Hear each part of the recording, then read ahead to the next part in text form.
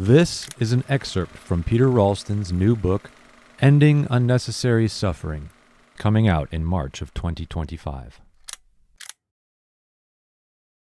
To complete something is to take off all the additional interpretations and associations that relate that something to our personal agenda and self-concerns, so it is completely or only the thing it is without those additions. We are not prone to do this because relating everything to ourselves is automatic and seems like a necessary component for our self-preservation and life management. As we saw with unnecessary suffering, simply stopping the activity of mind that creates distress allows us to experience what's there more as it is. When we remove this conceptual addition, we see more clearly. But in this distinction, completion goes beyond interrupting automatic imaginings. Our personal history creates the context for relating to any particular thing. We'll likely also have a history of previous dealings with whatever we are encountering, or with similar subjects. We associate the past with every encounter we have, and this influences our perception and expectations in relation to it. We also apply meaning to whatever we perceive, what it means culturally, what it means in this context and at this time, and what it means to us personally. And we compare this subject to our assessment of ourselves, our strengths and weaknesses, our self-judgments, and so on. The good or bad of it only occurs through relating it to us. All of these additions to the subject determine most of our experience of it, and so our reactions to it.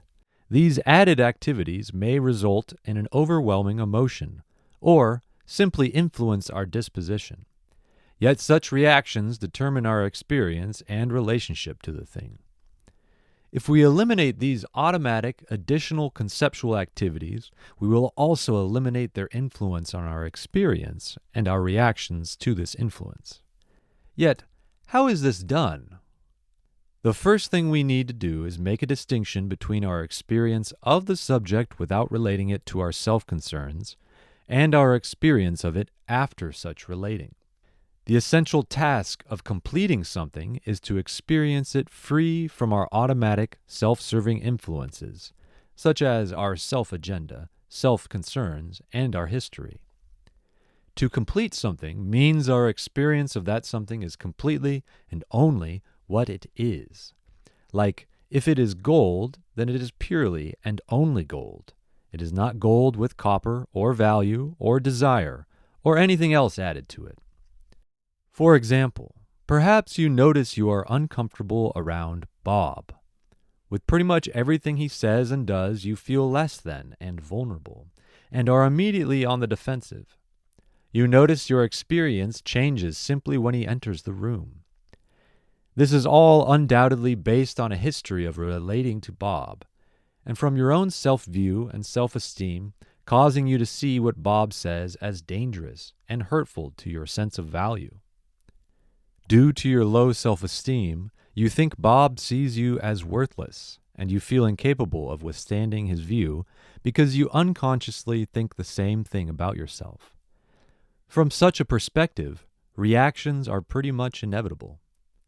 So, to complete your experience of Bob, you need to see him as simply a person in this moment, without the domination of history and independent from your self-concerns. Although this is actually easier done than said, the strength of these automatic survival activities can make it pretty difficult to do, especially in such a rather extreme scenario as above. You may be able to do this in a moment, or it might take you a bit of time to shift your brain and perceptions to see him this way. Once you can see him as just that, a person, for himself and as himself, without the past interpretive add-ons, you will find you don't have any of your previous reactions. This is because your experience of him is complete, by seeing him as just a person, newly and in present time. He is now a rather new experience, and you can relate to him quite differently. When you complete your experience of Bob, everything he says or does is simply what he says or does. It is about him, not about you. You see him as how he affects himself, not how he affects you. For example, if he is angry at you, you aren't upset with his anger. Instead, you see the pain in him and the suffering he experiences as a result of being angry. You are more likely to experience sympathy for him than to react defensively against his behavior. In a sense, you see it as his problem, not yours. When you are complete, there is no unfinished business left in your experience, nothing reactive or in need of attention to correct or manage. If you feel off somehow, or like you need to do something to manage or alter your experience, it is not complete. You are not having an experience that is really about present time. Something is unsettled or disturbed in some way. When you are complete, you are simply present and without disturbance or reactivity in regard to the subject. Ending Unnecessary Suffering is coming out in March of 2025. To pre-order now, click the link in the description.